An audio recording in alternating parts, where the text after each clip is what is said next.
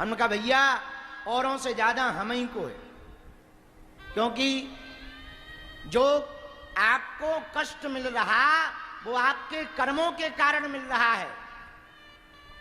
चाहे जो भी पीड़ा हो, आपकी पीड़ा आपके कर्मों के कारण है। अच्छा, कर्म तुमने करे, हम क्यों टांग अड़ाएं कि ले भभूति ठीक हो जाएगा। अब करे तुमने है, गुरुजी ठीक कर दो, ठटरी के बरे, खटकर्म तुम करो और गुरुजी ठीक करें। अब लेकिन अब सिद्धांत है, यदि हम ऐसा नहीं करेंगे तो तुम हलीउल्लाह वालों के पास पहुंच जाओगे, चादर चढ़ाने चले जाओगे। तो क्या उपाय है? कोई बात नहीं भैया, अब आ गए हो, हम हनुमान जी से तुम्हारे लिए प्रार्थना कर रहे। तो हनुमान जी कहते हैं बेटा तू कौन होता है? काजी के मुल्ला, तू काहे को टांग अड़ा रहा है? तब कहते अरे प्रभु कृपा कर दो सन्यासी बाबा, इसके बदले में हम भजन कर देंगे।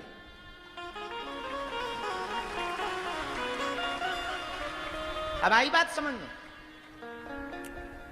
इसीलिए आत्म कल्याण भी बहुत आवश्यक है। कल्याणानां निधानम कलिमल मथनम पावनम पावनानाम। कल्याण करने वाला केवल एक नाम है, भगवान का नाम। कली काल में केवल भगवान का नाम सर्वश्रेयस्कर है, इसके अलावा कुछ भी श्रेष्ठ नहीं है। भगवान और भगवान, देखो बुरा ना मानना, कीर्तन तो हम गाएंगे ही। एक बात हम कह दें, सुनो, मनुष्य जन्म पाकर के यदि आपने 3 काम नहीं किए तो आथू है तुम्हारे मनुष्य जन्मता पर। अब आपको बुरा लगेगा, ऐसी बात कह रहे गुरुजी, बहुत नीचपना होगा यदि मनुष्य जन्म पाकर के यदि आपने 3 काम नहीं किए। पहला काम आत्म कल्याण के लिए उपाय, दूसरा काम राष्ट्र के लिए चिंतन, तीसरा काम नर में नारायण की सेवा। ये आपने 3 काम मनुष्य तन पाकर के नहीं किया तो तुमसे बेहतर तो घोड़ा है, तुमसे बेहतर तो बैल है, तुमसे बेहतर तो भैंसिया है, जो कम से कम दूसरे की तृप्ति तो कर रही है। तुम्हारी मनुष्य तन की यह जिंदगी बेफिजूली की जाएगी यदि तुमने मनुष्य तन पाकर 3 काम नहीं किए। पहला काम मनुष्य तन पाकर भगवान का भजन करो, दूसरा काम वतन के लिए जीवन जियो, कुछ काम करो, तीसरा काम मानव प्रजाति के लिए कुछ ना कुछ सेवा अवश्य करो। और आपके ये 3 आचार्य जी, आपके यदि ये 3 काम नहीं हुए आपके जीवन में तो आपसे ज्यादा निम्न कोटि का, आपसे ज्यादा निम्न व्यक्ति इस पृथ्वी पर कोई दूसरा नहीं हो सकता है जिसने मनुष्य तन पाकर के ये 3 काम नहीं किए। ये हम नहीं कह रहे हैं, शास्त्र कह रहे हैं। एक बात और, रामचरितमानस में गोस्वामी जी कहते, बड़े भाग मानस तनु पावा, सुर दुर्लभ सद ग्रंथ गावा, सीताराम सीताराम। बड़े भाग्य से मनुष्य तन मिलता है। आचार्य जी इधर आओ, सन्मुख आओ। बड़े भाग्य से मनुष्य तन मिलता है और मनुष्य तन पाकर के यदि आप एक सोफा छोटा वाला यहां डाल दो आचार्य जी के लिए, मनुष्य तन पाकर के यदि आप भगवत भजन नहीं कर पाए तो आपसे ज्यादा निम्न कोई नहीं है। इसलिए दोनों हाथ उठा करके सीताराम सीताराम हम गाएंगे, सीताराम सीताराम हम गाएंगे, राजा राम हम गाएंगे। हाँ, ओ झूम झूम नाचेंगे, ओ झूम झूम नाचेंगे, हरि ओम जी। सीताराम सीताराम राजा राम ओ झूम झूम नाचेंगे,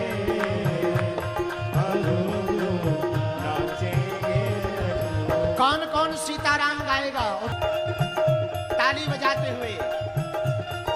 ये बात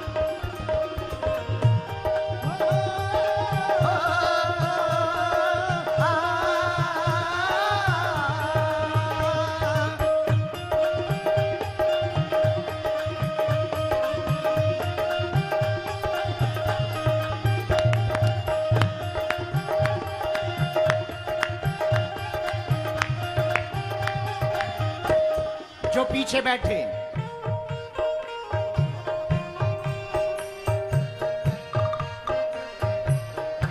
कौन कौन हनुमान जी को मानता है? तो हनुमान जी को क्या प्रिय है?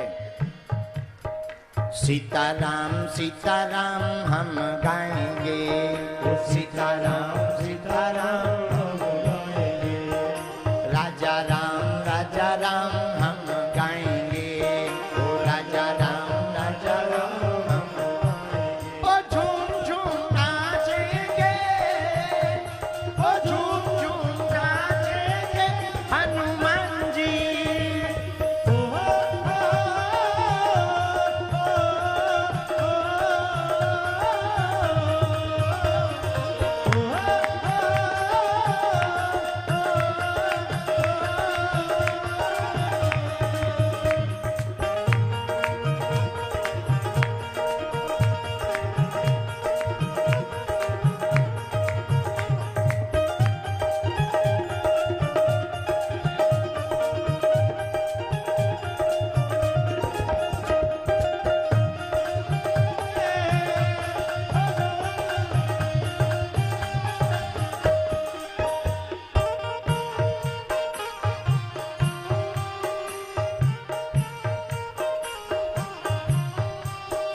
अजी हम भी बागेश्वर जाएंगे, अजी हम भी बागेश्वर जाएंगे, ओ अजी हम भी बागेश्वर जाएंगे, अजी हम भी बागेश्वर जाएंगे, वहाँ जाकर अर्जी लगाएंगे, वहाँ जाकर अर्जी लगाएंगे, अजी हम भी बागेश्वर जाएंगे, वहाँ जाकर अर्जी फिर झूम झूम गाएंगे, वो झूम झूम गाएंगे हनुमान जी। सीताराम सीताराम हम गाएंगे, वो सीताराम सीताराम गाएंगे, राजा राम हम गाएंगे, राजा राम हम गाएंगे, वो झूम झूम नाचेंगे, वो झूम झूम नाचेंगे हनुमान जी। सीताराम हम गाएंगे, सीताराम हम गाएंगे, ओ बोलो राम राम सीताराम राम बोलो राम राम सीताराम बोलो राम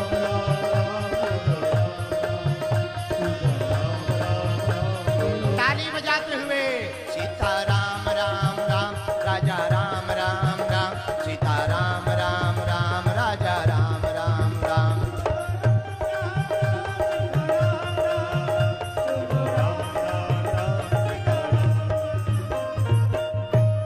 हनुमान जी महाराज की जय हो, बागेश्वर धाम की, सन्यासी बाबा की, जय हो, दादा गुरुजी की जय हो, नमः पार्वती पते।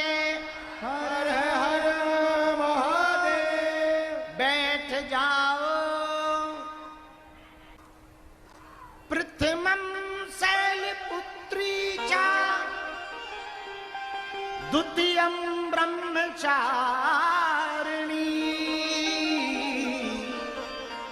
तृतीयं चंद्रघंटेति कूष्मांडेति चतुर्थकम् पंचम स्कंद मातेति षष्ठम कात्यायनी सप्तम कालरात्रीति महागौरी च चाष्टमम् नवमं सिद्धिदात्री। आज भगवती सिद्धिदात्री देवी का दिन है। आज 9वें दिन पराम्बा सिद्धिदात्री देवी की पूजा होती है। किसकी पूजा होती है? ये भगवती सभी सिद्धियां देने वाली हैं, इसलिए इनका नाम है सिद्धिदात्री। क्या नाम है? देवी भागवत में तो लिखा महाराज जी 9 निधियां ही इनसे प्रकट हुई। आहा, पराम्बा आद्य शक्ति मातेश्वरी सिद्धिदात्री से ही सभी निधियां प्रकट हुई, इनसे ही सभी सिद्धियां प्रकट हुई। जो भी साधक सिद्धि पाना चाहते, चाहे वो मंत्र सिद्धि हो, ज्ञान सिद्धि हो, वेद की सिद्धि हो, या फिर आप कोई भी सिद्धि प्राप्त करना चाहते, यदि नवरात्रि के 9वें दिन सिद्धिदात्री देवी की आप उपासना करेंगे तो आपकी सिद्धि सिद्ध अवश्य होकर के ही रहेगी। आहा, इसलिए तो जब आचार्य लोग भगवती की स्तुति करते तब गाते या देवी सर्वभूतेषु मां सिद्धिदात्री रूपेण संस्थिता। हे भगवती, आप सिद्धि देने वाली हो, आप हम पर कृपा करो। यहां तक कि एक जगह हमको वर्णन मिला लिखा हुआ, भगवान शंकर को भी पराम्बा ने सिद्धियां दी। अब सबके अपने अपने मत होते हैं, तो यदि शाक्य मत देखा जाए तो सब कुछ देवी से प्रकट हुआ, शैव मत देखा जाए तो शंकर जी से प्रकट हुआ, पर वैष्णव मत देखा जाए तो श्री हरि से प्रकट हुआ। अब शाक्य मत पे बात करेंगे, चूंकि नवरात्रि है। तो शाक्य मतानुसार, शक्ति की मतानुसार समस्त सिद्धियां भगवती से प्रकट हुई। यहां तक कि भगवान शंकर को जो सिद्धि प्राप्त हैं वो पराम्बा द्वारा प्राप्त हैं। आहा,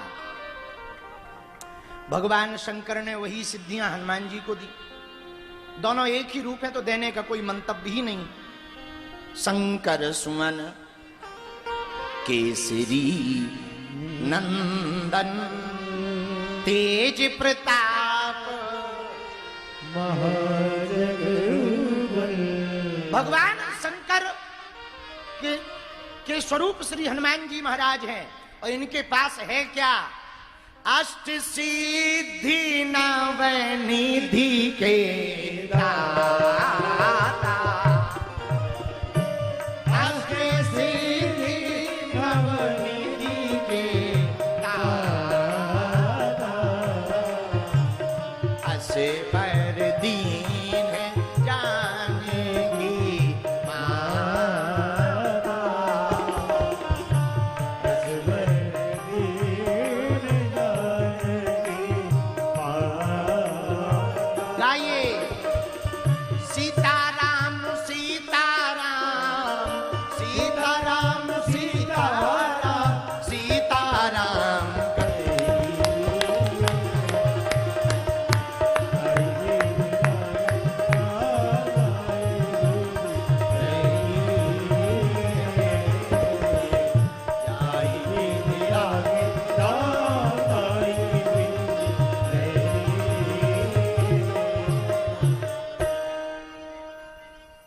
सिद्धियां 9 निधियां श्री हनुमान जी के पास है।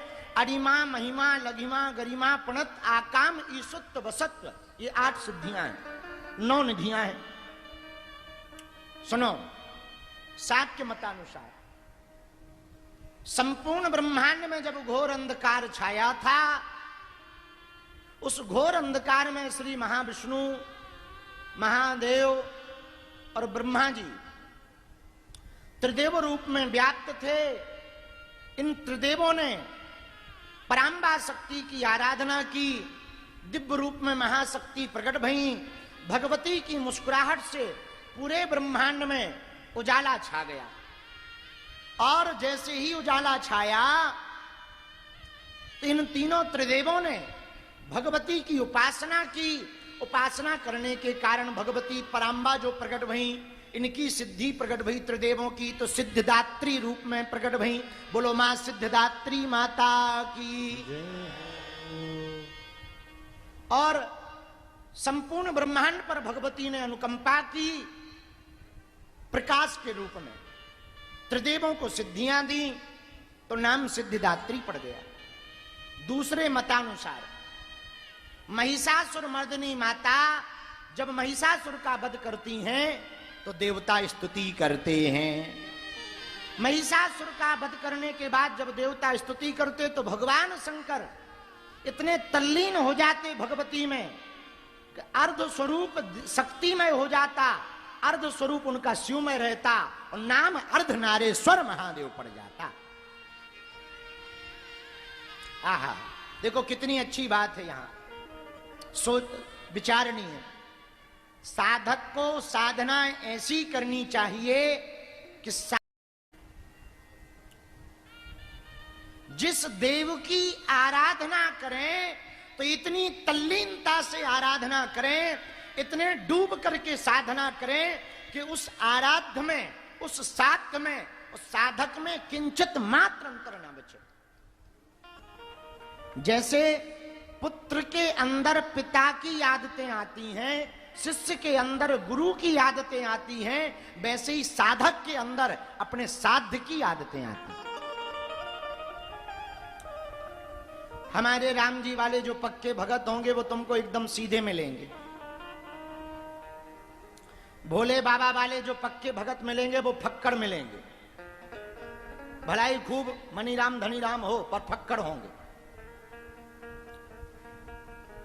देवी जी वाले जितने भी साधक मिलेंगे उनके नेत्र में बड़ा आकर्षण होगा। हनुमान जी वाले जितने मिलेंगे पूछो ही ना पूछो तो बेहतर होगा।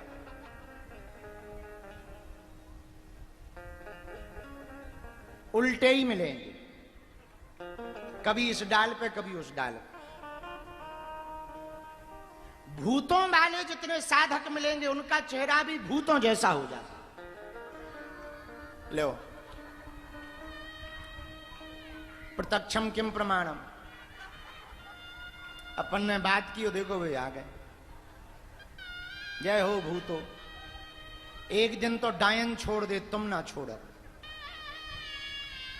भूतों की उपासना करने वाले भूतों की तरह हो जाते, देवों की उपासना करने वालों के अंदर देवत्व आ जाता, शक्ति की उपासना करने वालों के अंदर शक्तियां निहित हो जाती। लोग कहते हैं कि हम आपने कौन सी सिद्धि प्राप्त की। हम एक बात कह दें, हमने कोई अलग से सिद्धियां का कोई अर्जन का प्रयत्न नहीं किया। हमने केवल अपने गुरु की सेवा की, गुरु के प्रति हम समर्पित हैं। बस उतने में जो गुरु के पास है वो हमें मिल गया। इस बात का प्रमाण रामचरितमानस में मिलता है। आहा, श्री जटायु जी भगवान श्री राम की गोद में हैं। राम जी ने जटायु जी से कहा, बहुत हालत खराब है, आपको बहुत चोट लग गई, आप कुछ मांगो। जटायु जी बोले, सरकार अब हमें चाहिए क्या? आपकी गोद मिल गई, अब क्या चाहिए? नहीं नहीं मांगो।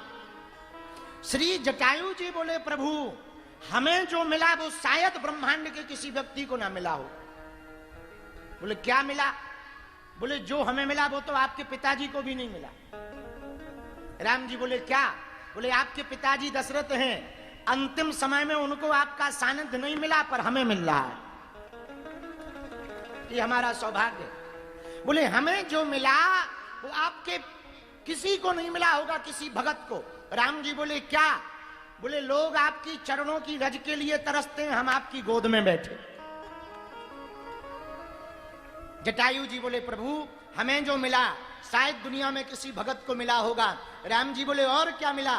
तीसरी बात जटायु जी कहते हैं, बोले सरकार आपका एक बार कर कमल तो बहुत भक्तों पर रखा होगा, हम पर तो अनेक बार आपने गोद में लिटाए लिटाए कर कमल रखा है, शायद ये किसी ही भगत को मिला होगा।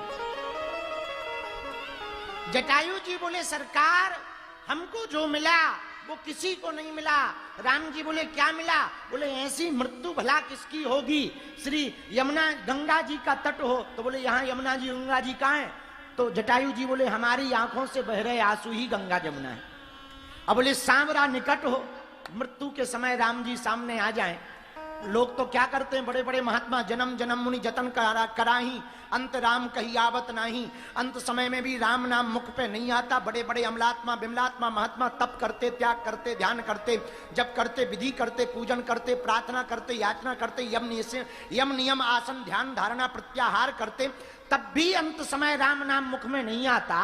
और हमारा भाग्य तो देखो प्रभु, आपकी गोद में बैठे हुए आपको देखते हुए हम प्राण त्याग रहे हैं, इससे बड़ा सौभाग्य क्या हो सकता है। चौथी बात जटायु जी बोले प्रभु जो हमें मिल रहा वो शायद ही किसी को मिलेगा। राम जी बोले क्या? बोले एक बात बताओ, जिसको आप अपनी गोद में ले लो, तो गोद में लेने का अर्थ जानते हो राम जी? राम जी बोले हम नहीं जानते।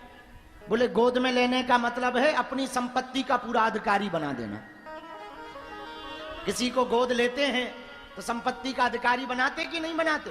राम जी बोले बिल्कुल। बोले अब आपने हमें अपनी गोद में ले लिया तो आपकी जितनी संपत्ति है, जहां जहां आपका साम्राज्य है, जहां जहां के आप अधिपति हैं, वहां वहां के हम भी आधे मालिक हो गए। धन्य है भैया श्री जटायु जी। देखो कितनी अच्छी बात कही कि भगवान की शरण में जाने के बाद पिता की संपत्ति पर बेटा का अधिकार होता या नहीं होता? बोलो हाँ या ना। इसके लिए क्या बेटा को मजदूरी करने पड़ती? पिता की संपत्ति पाने के लिए मजदूरी करनी पड़ती क्या? बोलो बोलो। मजदूर बनकर जाओगे तो केवल मजदूरी मिलेगी, पर यदि पुत्र बनकर जाओगे तो पूरी संपत्ति के मालिक बन जाओगे। धन्य है। तो आज श्री सिद्धिदात्री देवी का दिन है। आज के दिवस जो भी साधक भगवती सिद्धिदात्री की उपासना, रात्रि काल में 108 लौंगों की माला बनाओ, लौंग की, और चढ़ाओ। लौंग की माला बनाकर देवी को चढ़ाओ और बैठ करके लाल आसन पर भगवती के बीज मंत्र की माला करो। एक माला ओम ऐं ह्रीं क्लीं चामुंडाई बिच्चे, इस मंत्र को 108 बार बोलकर 5 प्रकार की मिठाई का भोग लगा दो। और जो आपको सिद्धि प्राप्त करनी हो वो मंत्र की माला कर लो, या वो मंत्र की आहुतियां कर दो, या जो गुरु मंत्र आपको प्राप्त हो उस मंत्र का जप कर लो। आज के दिवस आपका बाण खाली नहीं जाएगा। तो आज श्री सिद्धिदात्री माता की उपासना होती है। बहुत महती कृपा है कि 9 दिन तक हमको भगवती के चरित्र सुनाने की बात सौभाग्य मिला। कली काल में भी देवी के दर्शन हो सकते हैं।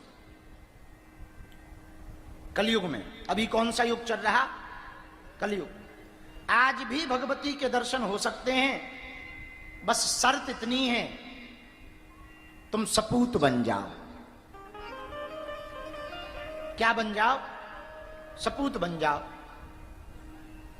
देखो रात होगी तो प्रभात भी होगी, रात होगी तो प्रभात भी होगी।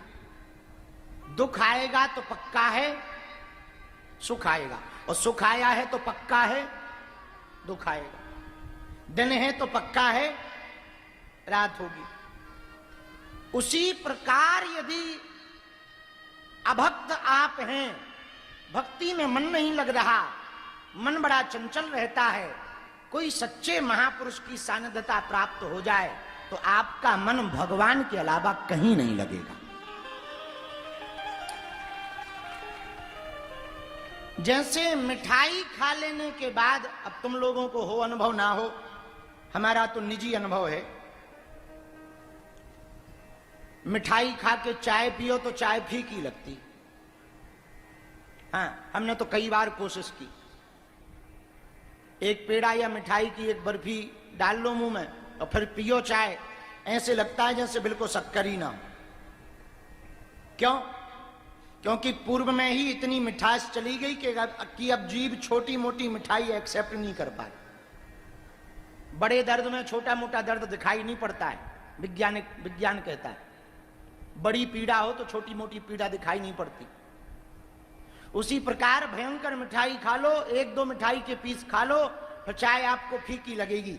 चिदानंद रूपाय विश्वोत्पत्त्यादि हेतवे तापत्रय विनाशाय श्री कृष्णाय वयं नमः। आप सच्चिदानंद की यदि शरण में चले जाओगे तो आनंद स्वतः ही प्राप्त होने लगेगा।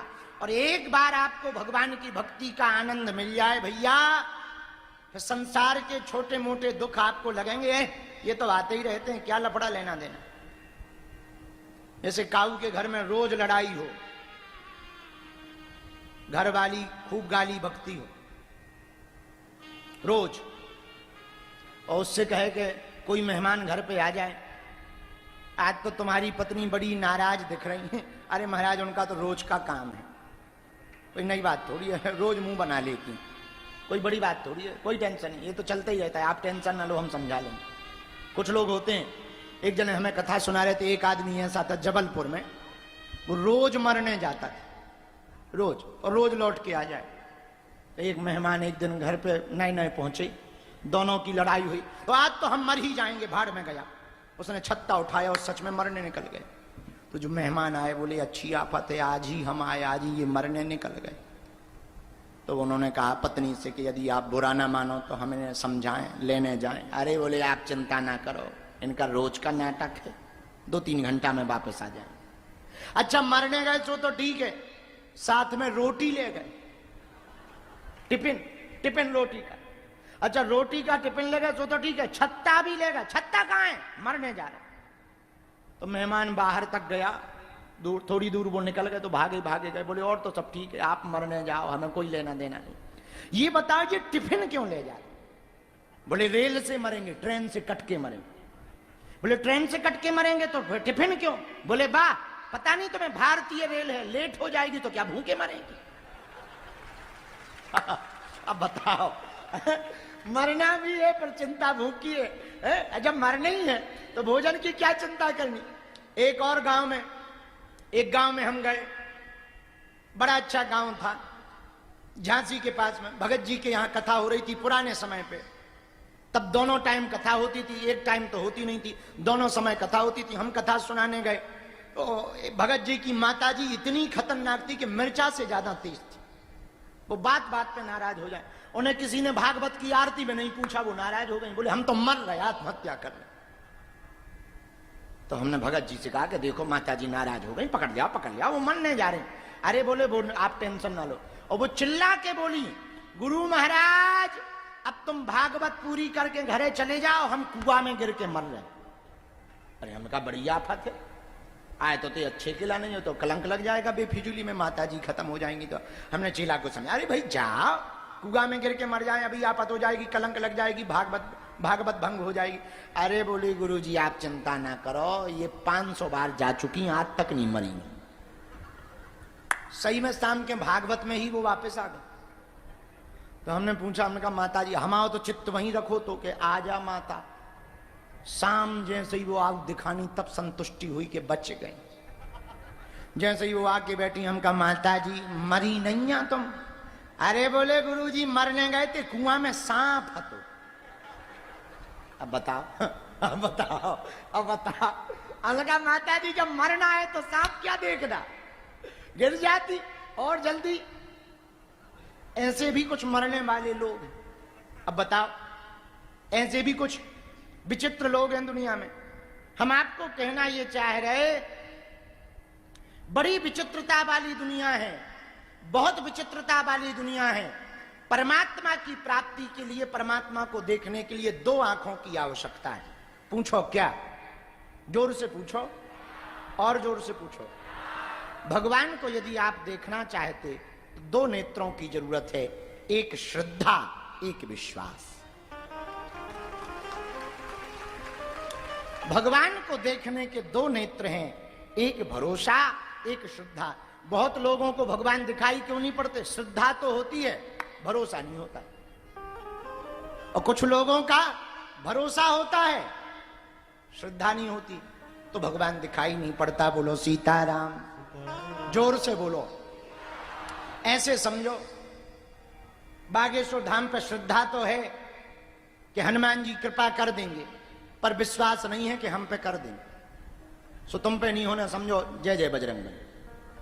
अच्छा तुम्हें विश्वास हो, कुछ लोग ऐसे भी होते हैं, हमारा विश्वास है हम पे हनुमान जी कृपा करेंगे, बागेश्वर बालाजी, लेकिन श्रद्धा नहीं है कि ये वाले कर ही देंगे, सो गड़बड़ा जाएगा।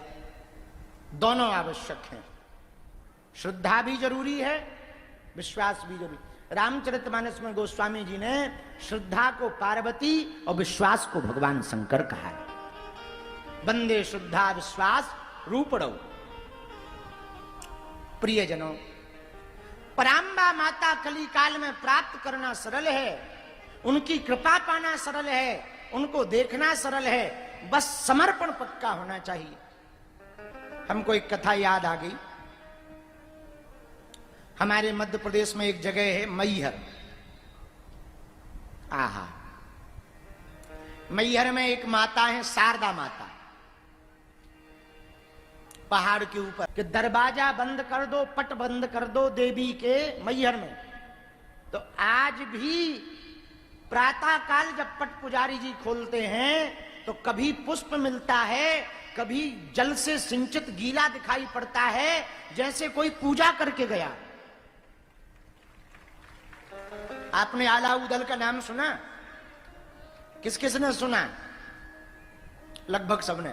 गढ़ महोबे के जे सरदारे जिनकी जात बना फर रहा है। हमारे यहां आल्हा चलता है बुंदेलखंड में। आल्हा उदल देवी के भगत थे, इनके ऊपर भगवती की बड़ी कृपा थी और इनको देवी की कृपा से अमरता प्राप्त हुई। देवी की उपासना से अमरता प्राप्त। अपने छतरपुर में भी उनकी पूज्य देवी का एक स्थान है, झंझन देवी। आप गए? कितने किलोमीटर है छतरपुर से? 3-4 किलोमीटर। महोबा रोड ही पे है। महोबा रोड पे हमारे छतरपुर में एक देवी है झंझन देवी। वहां के उनका नाम झंझन पता है क्यों है? वहां के पत्थरों पे आप ऐसे हाथ मारो सो झन्न की आवाज आती है। हाँ, और वो महाराज स्वप्रकट मूर्ति है। आला उदल राजवंश परमार वंश की देवी है, वो कुल देवी है परमार वंश की। और आला उदल ने वहां भी पूजा की। जब आक्रमण हुआ तो बचने के लिए झंझन देवी, बहुत जंगल है, अब ऐसा हमें कहना नहीं चाहिए, यहां की सरकार की नजर नहीं पड़ी झंझन देवी पर, तो अभी ठीक ठाक रोड नहीं डल पाया। सीढ़ियां तो बन गई, रोड डल गया, हम जब गए थे तब नहीं बना, अभी भी वही हालत। अच्छा, वन विभाग भी है, तो सरकार की नजर नहीं गई है। छतरपुर में एक ऐसी देवी है हमारे छतरपुर में, हम गए दर्शन करने सीढ़ियां चढ़कर। वहां कुंड है छोटा सा और पहाड़ी के ऊपर, और आप सुनकर आश्चर्यचकित करेंगे, लगभग 300-400 सीढ़ियां हैं और 400 सीढ़ियां ऊपर छोटा सा कुंड है।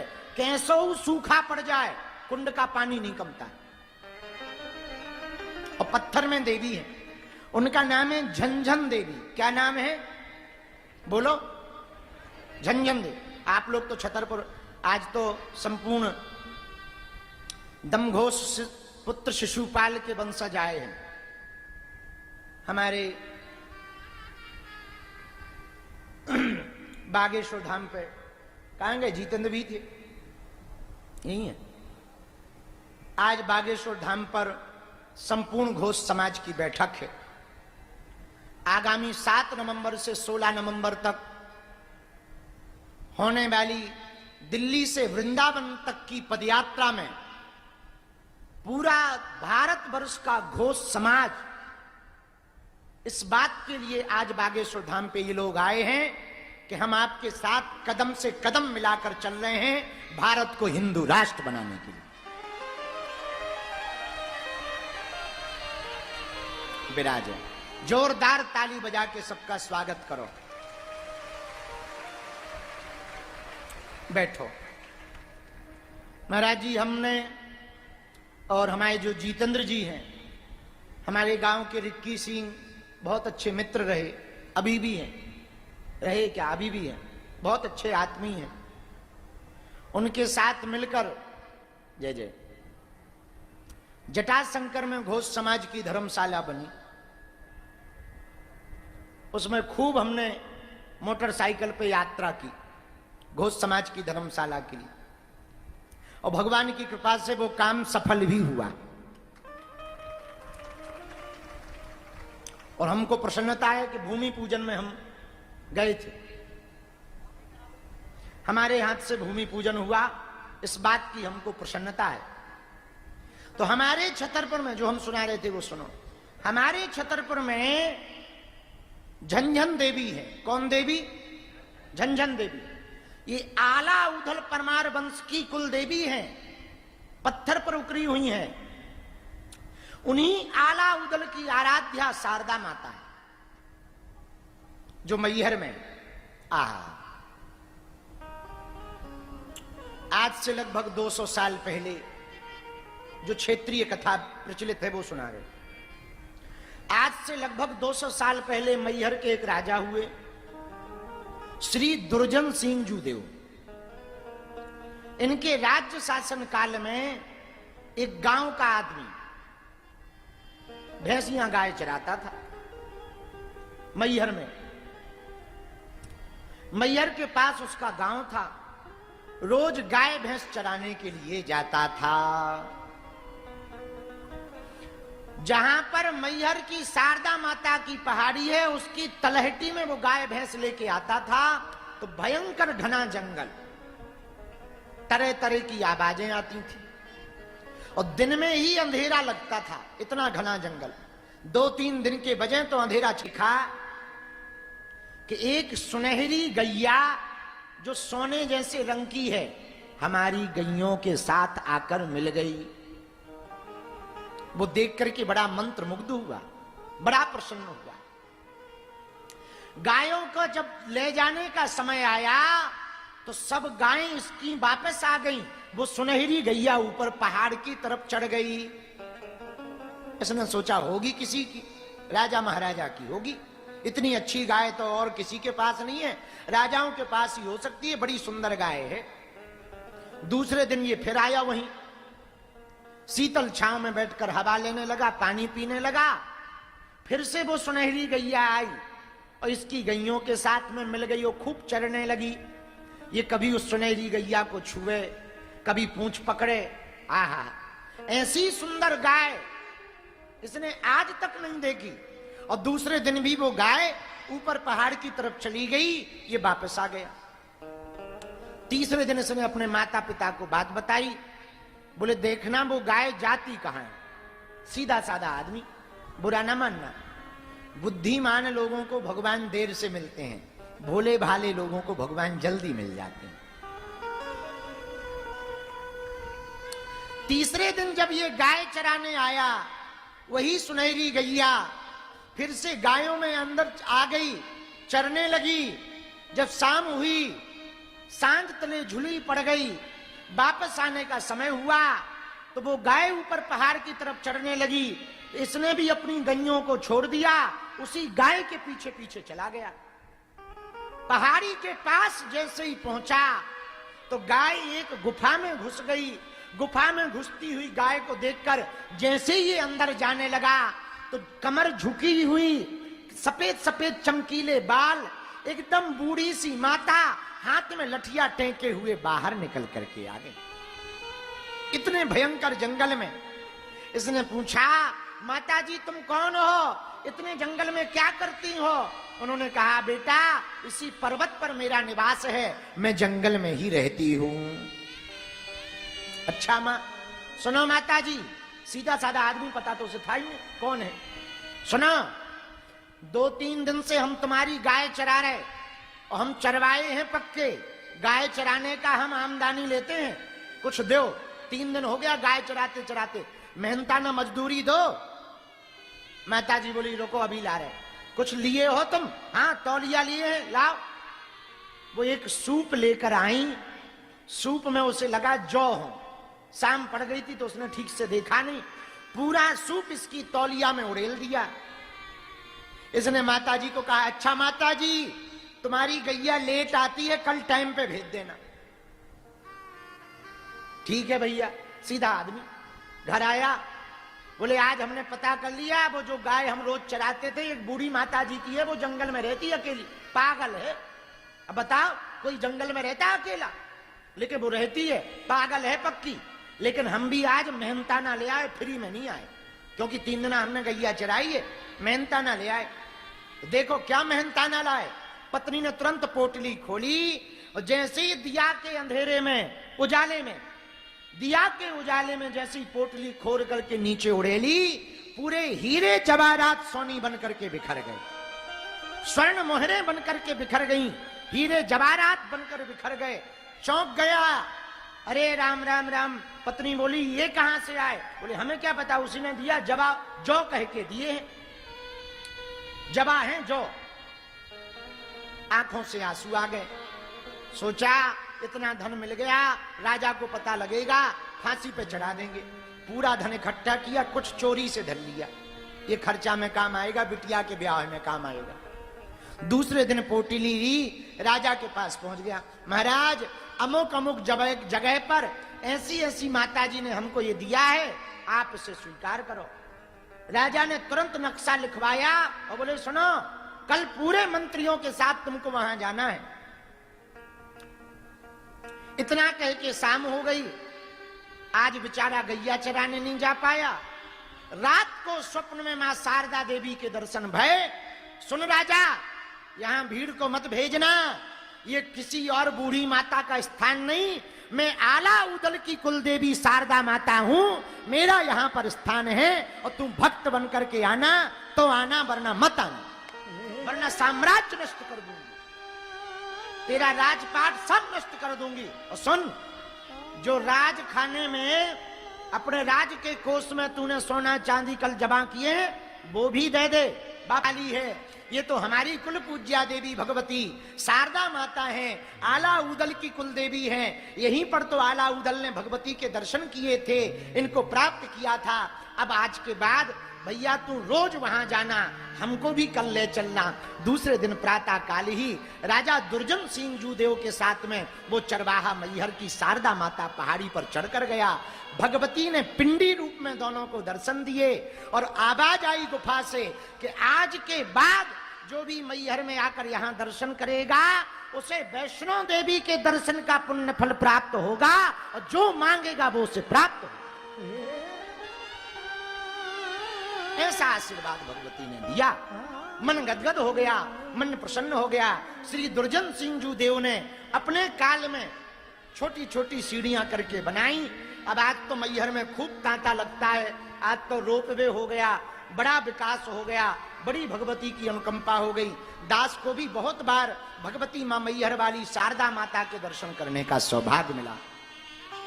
हमारे बुंदेलखंड में एक गायक ने बहुत अच्छा गीत गाया था, बड़ा फेमस हुआ था, सीधा सा, अंगना पधारो महारानी। हाँ, अंगना पधारो महारानी, उठाओ दोनों हाथ।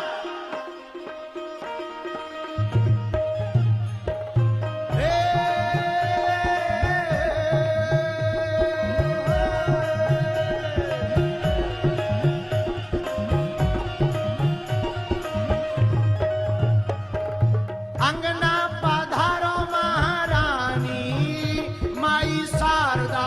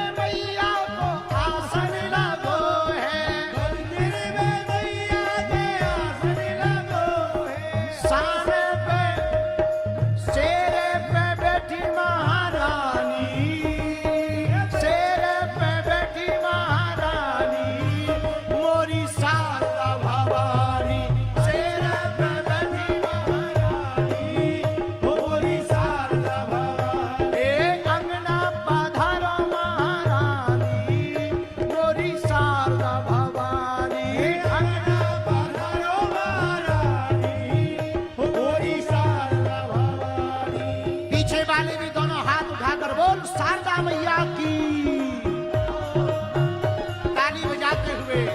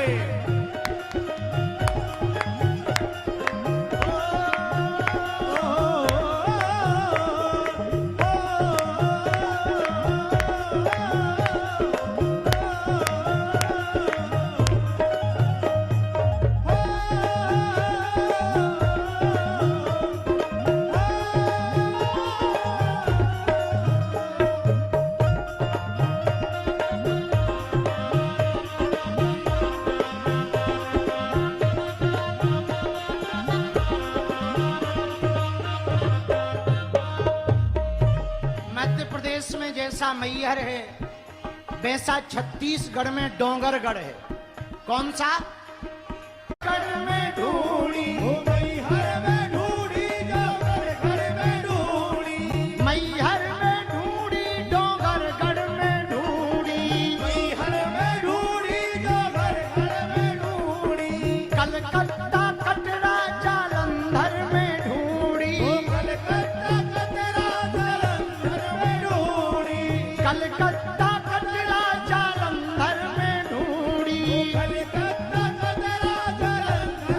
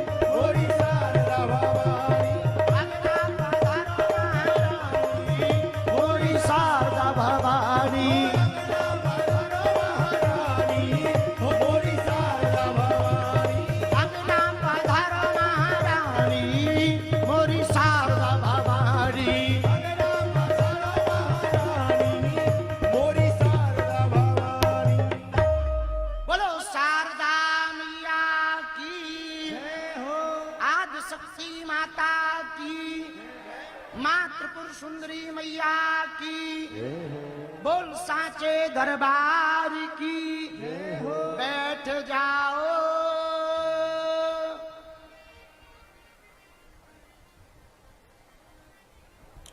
भगवती का एक नाम है चामुंडा।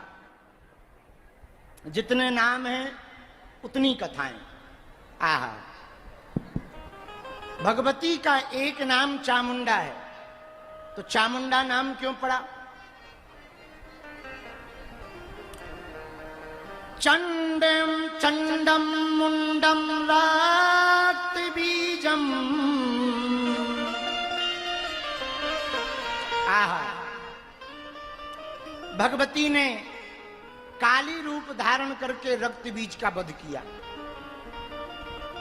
काल रात्रि रूप भी वही है, काली रूप भी भगवती का वही है। आहा, लेकिन सुम्म नाम के दैत्य के 3 प्रधान सेवक हैं, चंडमुंड और रक्तबीज। रक्तबीज तो मारा गया, लेकिन चंडमुंड रह गए। वाह! भगवती पराम्बा से देवताओं ने कहा, ये तो साधारण है, फिर भी आपने रक्त बीज का वध किया। रक्त बीज भी कोई साधारण दैत्य नहीं था, परंतु हे मां, अभी चंडमुंड रह गए, सुम्म ने सुम्म रह गए। भगवती बोली, चिंता मत करो, देवी गृही तुम्हारब्ध, हम चंडमुंड का भी वध करेंगे। अब बड़ी आतुर होकर के देवी उन्मत्त होकर के चली। जो 3 बलशाली दैत्यों को, क्रूर दैत्यों को सुम्न ने भेजा, मदोन्मत्त होकर के जगदम्बा हाथ में शूल लेकर के वेग पूर्वक चली। जैसे पवन की गति है, वैसी पराम्बा की गति है। भगवती चंडमुंड के सन्मुख पहुंच गई। दोनों एक एक करके भगवती से युद्ध करने लगे। कभी चंड पीछे हो जाए तो मुंड आगे आ जाए, कभी मुंड पीछे हो जाए तो चंड आगे आ जाए। और दोनों इतने बलशाली दैत्य कि देवता देख देख कर थक गए युद्ध को। देवताओं को लगा शायद भगवती को कोई और रूप धारण करना पड़ेगा, तभी चंडमुंड का वध हो पाएगा, क्योंकि दोनों साधारण नहीं है। पराम्बा समझ गई, इनको हमारी सामर्थ्यता पर संदेह हो रहा। जैसे पवन की गति में गड़गड़ाहट मेघों के बीच में बिजली चमकती है, कब चमकती कब गायब हो जाती पता नहीं लगता, पर बिजली चमकी ये पता लगता। वैसे ही भगवती वेग पूर्वक चंडमुंड को मारने के लिए आतुर हुई। एक बात कहें, बुरा ना मानना,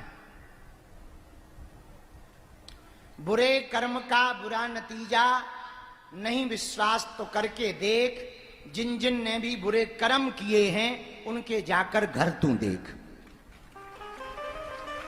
हाँ, आप झूठ बोलकर किसी को एक बार उल्लू बना सकते हो, बार बार नहीं बना सकते। और याद रखना, शुरुआत में झूठ बोलना बहुत सरल होता है, लेकिन बाद में बड़ा कठिन हो जाता है जीना।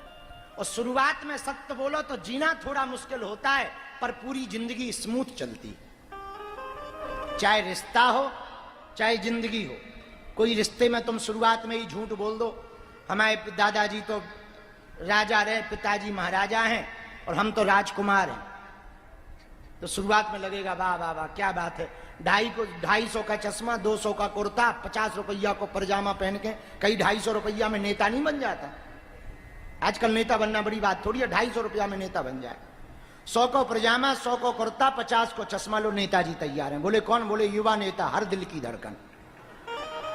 आओ आओ आओ आओ। बोले कौन है? बोले युवा नेता घूम रहे हैं। अब बताओ, 250 रुपया में नेताजी तैयार। और नेताजी से कहा जाए कि एक काम करो, जब फाइल पास करवा दो, सो नेताजी की पता लगे पेंट ही ढीली हो गई। और फाइल पास नहीं करवा पाए। तब पता लगा कि ये तो बनावटी के नेता हैं, फोटो वाले नेता हैं। आज के जमाने में फोटो का बड़ा चलन हो गया, साफ जो भी है फोटो पे निश्चित हो गया। आजकल भक्ति भी फोटो तक सीमित हो गई है। आजकल रियल आदमी कम हो गए, रील वाले ज्यादा हो गए। और रील वाली जिंदगी में रियल खोजना इतना मुश्किल हो गया। मेकअप के दौर में तो पहचानना सरल था कि मेकअप धुल जाएगा तो असलियत पता लग जाएगी। आज रील के जमाने में पहचानना बड़ा कठिन हो गया। हनुमानी जी बचाएं। ऐसी ऐसी रील, 9 दिन से तो हम मोबाइल डिटॉक्स सेशन पे हैं, बहुत कम सीमित चला रहे। वैसे भी सीमित ही चलाई, तो मैं ये मत समझना कि हम चलाते ही रहे। तो लेकिन जब पहले चलाते थे तो हमें दिखाते थे ये लोग, जवान तो जवान, बूढ़ी बूढ़ी माताएं डांस कर रहे, और लड़का वाले करवा रहे। हम कहा क्यों करते हैं ये डांस? बोले पैसा मिलते हैं, रील से रुपया आता है। हम की बताओ क्या जमाना आ गया। ये डांस देखने के चक्कर में बड़े बड़े राजा महाराजाओं की गड़ियां गायब हो गई, जो हम मुजरा कहो जाते। राजा महाराजा उल्लू थे जो उस जमाने में भाई, अब भाव चाहिए 299 के पैक में पूरा डांस देखो है। घर घर नचैया हो गए, और उन घराने की बेटी बहुआ नच रही रील में, जिनके कभी मुंह देखे हुए नहीं मिले। हाँ, उन घराने की बेटियां और बहुएं नच रही। मजेदार बात सुनो, बहुएं वीडियो डाल रही, ससुर लाइक कर रहा है। हाँ हाँ हाँ, अब बताओ क्या मर्यादा तार तार हो रही। बहुओं की मरते दम तक ससुर को जेठ को शकल देखने नहीं मिली, लेकिन ये रील लें। हनुमानी जी बचाएं। हम ज्यादा कहेंगे तो काऊ को कीड़ा काटने लगेगा। हमारा मुंह खराब है, ब्रेक लगता नहीं। बुरा ना मानना। आप अपनी बेटी को, बहू को नचनिया मत बनाओ। यदि आपको इतना ही शौक है सोशल मीडिया पर वायरल होने का, अंग प्रदर्शन करके आप कुछ लोगों को ही आकर्षित कर सकती हो, कामुक्त लोगों को आसक्त कर सकती या आकर्षित कर सकती, लेकिन यदि मर्यादा का पालन करोगी तो आप ब्रह्म को भी आकर्षित कर सकते हो। और याद रखना, अंग का प्रदर्शन करके कभी सम्मान प्राप्त नहीं हुआ। अंग प्रदर्शन करने वाला कभी भी इज्जत की दृष्टि से नहीं देखा गया, लेकिन जो हमेशा संपूर्ण तन को ढक करके रखता है, मर्यादा में रहता है, वो भले ही कैसा हो पर उसकी इज्जत हमेशा समाज में रहती। लेकिन अब आज का बड़ा जमाना उल्टा है। कुछ कह दो तो कहते वाह बाबा जी हमारी छोटे कपड़ों पर ध्यान दे रहे हो, तुम्हारी छोटी सोच है। ये उल्टा कमेंट और मिलता है। अच्छा, किसी को समझाओ कम कपड़े पहनना बेकार है, गलत बात है। अरे गुरुजी तुम क्या जानो, मॉडर्न जमाना है। मॉडर्न नक्कटू, लड़वाल, चामुंडा, चंडालन, यदि कम कपड़े पहनना मॉडर्न जमाना है तो तुझसे बेहतर मॉडर्न तो हमारी भैंसिया है। पहनती नहीं, वो तो और पहले मॉडर्न हो गई। पहनती ही नहीं है, झंझट खत्म। ये है मॉडर्न। भाई बुरा ना मानो, अपनी बेटियों को, बहुओं को नचनिया मत बनाओ। बनाना ही है तो अपने बच्चों को हिंदू शेरनियां बनाओ। इनके अंदर विचारधारा भरो, हिंदुत्व विचारधारा को भरो। बुरा ना मानना, सोशल मीडिया के आने के कारण हजारों रिश्ते बर्बाद हो गए। इस सोशल मीडिया के चक्कर में जितने रिश्ते खराब हुए, शायद किसी कारण और खराब हुए होंगे। गरबा में जाने वाले 40% लड़का लड़कियां वासना की दृष्टि से जाते हैं। आजकल नवरात्रि के पावन पर्व को डांस क्लब बना दिया गया। और हम कहेंगे तो आग लगेगी, पर साधु का काम है सत्य बोलना, साधु का काम है यथार्थ बोलना। व्यासपीठ ही सत्य नहीं बोलेगी तो कौन सत्य बोलेगा। बुरा ना मानना, चामुंडा, चंडी माता का हमको स्मरण आया। चंडिका देवी भगवती का नाम पड़ा, चामुंडा नाम भगवती का पड़ा। चामुंडा नाम इसलिए पड़ा, चंड मुंड का वध किया। भगवती नवरात्रि के पावन पर्व में देवी की उपासना करने वाले, आद्य शक्ति परमेश्वरी माता, आद्य शक्ति पर सिंह वाहिनी देवी की उपासना करने वाले, हिंदू विचारधारा के देवी देवताओं को मानने वाले, सनातनी परंपरा में जन्म लेने वाले जितने भी पूरे विश्व के हिंदू हैं, या पंडाल में, पूरे पंडाल में बाहर तक खड़े हुए हिंदू हैं, सबसे लास्ट तक खड़े हुए हिंदू हैं, हमारी करबद्ध प्रार्थना है, अपनी बेटियों को बनाना है तो चंडी की तरह बनाओ। कोई आंख उठाकर देखे तो मुंह तोड़ जवाब दे। भारत से लव जिहाद यदि बंद करना है, भारत में यदि रेप को बंद करना है, तो एकमात्र उपाय है, बेटियों को अब स्वयं चंडिका बनना पड़ेगा, चंडी बनना पड़ेगा। इसलिए हमने बयान दिया था, कई मुसलमान बहनों को बुरा लगा, बल्कि हमारा ये बयान मुसलमान बहनों के विपरीत नहीं है। हिंदू बेटियों को समझाए से, बेटी तू दुर्गा बन, तू काली बन, पर कभी ना बुर्के। में हमारी हिंदुत्व परंपरा में देवी की उपासना करने वाले जितने हिंदू भाई हैं, हमारी प्रार्थना है, अपनी बेटियों को देवी की शिक्षा दो। देवी परम पवित्र है, देवी सात्विक है, देवी की परंपरा में जीने वाले लोग, तुम्हारी उपासना तब तक सफल नहीं है जब तक तुम्हारे मन की वृत्ति नहीं सुधरी। यदि किसी भी स्त्री के प्रति तुम्हारे अंदर अभी भी वासना भरी पराई स्त्री के प्रति, तो तुम दुर्गा पूजा के अधिकारी नहीं। दुर्गा की उपासना के तुम अधिकारी नहीं हो। हमारा भारत यत्र नार्यस्तु पूज्यन्ते रमन्ते तत्र देवता, यहाँ नारियों की पूजा भोग्या रूप में नहीं की जाती। पश्चिम इसलिए बेकार है, पश्चिमी देशों में स्त्रियों को केवल भोग की वस्तु माना जाता, भोग्या माना जाता। हमारा भारत इसलिए महान है, यहाँ स्त्रियों को भोग्या नहीं पूज्या माना जाता। इसलिए भारत महान है, इसलिए भारत विश्व गुरु है। मेरे प्रिय जनों, मेरी आत्माओं, हमारी करबद्ध प्रार्थना है, संभलो, अपनी बच्चियों को संभालो। सोशल मीडिया के जमाने में बहुत घर बर्बाद हो गए। सबसे ज्यादा तलाक का कारण है सोशल मीडिया। सोशल मीडिया पर बनावटी चेहरा दिखा दिखाकर वो जुड़ जाते हैं, फिर लवेरिया हो जाता है। उसके बाद हनुमान जी बचाएं। चंड मुंड का वध करने के लिए भगवती पराम्बा शूलम गृहीत्वा वेगेन पातयामास भूतले ससैन्यानि हन्ताक्षुत्वा दैत्यास्त्रीन् दानवेश्वरो।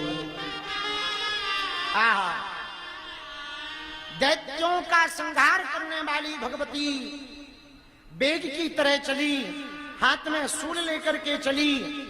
मदोन्मत्त होकर के जगदम्बा ने चंड नाम के दैत्य को पकड़ लिया। एक हाथ से चंड को पकड़ा, एक हाथ से मुंड को पकड़ा, दोनों के अपने शूल से। शूलेन पाही, भगवती शूल भी धारण करती है, अष्टभुजा रूप है। वैसे तो सहस्त्र भुजा है पराम्बा को, अनंत भुजाएं हैं, अनंत रूप हैं। भगवती ने एक हाथ से चंड को पकड़ा, एक हाथ से मुंड को पकड़ा, अपने शूल के द्वारा गर्दन को काट डाला। बोलो चंडिका देवी की जय हो, चामुंडा माता की जय हो। अपने तीनों प्रधान सेवकों का वध जब शुंभ और निशुंभ ने सुना तो दोनों पागल होकर के दौड़ पड़े। अरे कोई इतनी बलवान! देवी ने ललकार कर कहा, तू हमको अपनी महारानी बनाना चाहता, रानी बनाना चाहता, सुन, आ युद्ध कर। यदि तू हमसे युद्ध में जीत जाए तो हम तेरी दासी बनने को स्वीकार करते हैं। शुंभ और निशुंभ दोनों भागे भागे आए, दौड़े दौड़े शुंभ और निशुंभ आए। भयंकर युद्ध भगवती का शुंभ और निशुंभ से होने लगा। शुंभश्चैव निशुंभश्च समाजगमतु रोजसा। निशुंभश्चैव शुंभश्च कृत्वा युद्धं महोत्कटम्। भगवती का शुंभ और निशुंभ से भी युद्ध होने लगा। शुंभ कभी आगे हो पीछे हो, माया धारण करे, खड़ग हाथ में लेकर के भगवती से लड़े। शुंभ ने हाथ में खड़ग ली, युद्ध करने लगा। सिंह पर आरूढ़ भगवती के ऊपर खड़ग का प्रहार किया। दक्षिण अंग की भुजा से भगवती के दूर से खड़ग जैसे ही लगी, खड़ग के 4 टुकड़े हो गए। इतनी बलवान है देवी का शरीर। खड़ग ही टूट गई। जिस खड़ग से प्रहार किया वो खड़ग ही टूट गई। अब भगवती सिंह के ऊपर खड़ी हो गई, त्रिशूल हाथ में धारण कर लिया। दोनों दैत्य वरदानों के कारण अभिमान में है कि हमारा कोई बाल बांका नहीं कर सकता। एक बात कहें, यदि आपको अपना विनाश करना है ना, अहम में जियो। अहम में जियोगे तो विनाश जल्दी हो जाएगा। और यदि तुम अपना भला चाहते हो ना, अहम में नहीं, तुम में जियो। अब आप कहोगे ये तुम क्या है? तुम्हें वो माता च पिता, तुम्हें वो।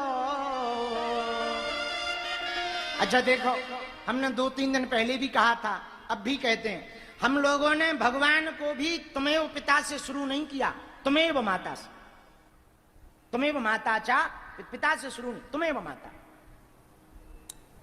तुम में मतलब परमात्मा मैं जीवन जियो। अपने आप को इंस्ट्रूमेंट मानो। क्या मानो? बोलो बोलो बोलो। इंस्ट्रूमेंट, साधन। हम भगवान के वाद्य यंत्र हैं। बजा कौन रहा? भगवान बजा रहा।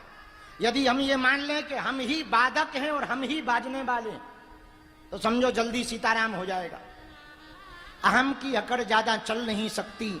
मौत की घड़ी कभी टल नहीं सकती। लूट कर दौलत भले ही जमा कर लो, पर पाप की कमाई कभी फल नहीं सकती। अहमता ज्यादा दिनों तक चलती नहीं है, जल्दी नाश हो जाता है। अहम में मत जियो, तुम में जियो। ठसक में मत रहो। ये मत मानो कि आपका पुरुषार्थ है ना। यदि कथा जजमान जी समझ लें कि वाह देखो हम कितने बड़े हैं, बागेश्वर वाले महाराज जी की कथा करवा ली हमने, नवरात्रि में भी करवा ली। भगवान को कुछ नहीं करना, एक तूफान ऐसा आएगा पूरा सेट वेट गिर जाएगा, बोले हो गई कथा। लो हो गए, देखो 0 कौड़ी, 0/0। बागेश्वर महाराज धीरेन्द्र काल शास्त्री जी समझ लें, वाह हम कितने विद्वान हैं। देखो देवी की कथा गा रहे, भगवान देवी को कुछ नहीं करना है, एक बार दिमाग खराब करना है, बोले पागल होगा, टमाटर मारो फेंक के। हाँ लो हो गया काम तमाम। बोलो सीताराम। जोर से बोलो, और जोर से बोलो। अहमता तो रावण की भी नहीं रही। हम लोग किस खेत की मूली हैं? शुंभ और निशुंभ अहम में भरे। भगवती सामने खड़ी, भगवती से रहा नहीं गया। सिंह के ऊपर भगवती खड़ी हो गई, हाथ में त्रिशूल लिया, और देवी भागवत में वर्णन आया। इति दैत्यवरम शुंभम घातित्वा जगन्मयी। त्रिशूल लेकर के भगवती मारे आवेश में ऐसा प्रहार त्रिशूल का किया कि वो खूब अपने अस्त्र शस्त्र को रोकने के लिए लगाता रहा शुंभ, पर लगा नहीं पाया। भगवती के बेग के सामने कोई नहीं टिक सकता, और भगवती ने त्रिशूल का प्रहार किया। शुंभ की भी गर्दन कट गई, निशुंभ की भी गर्दन कट गई।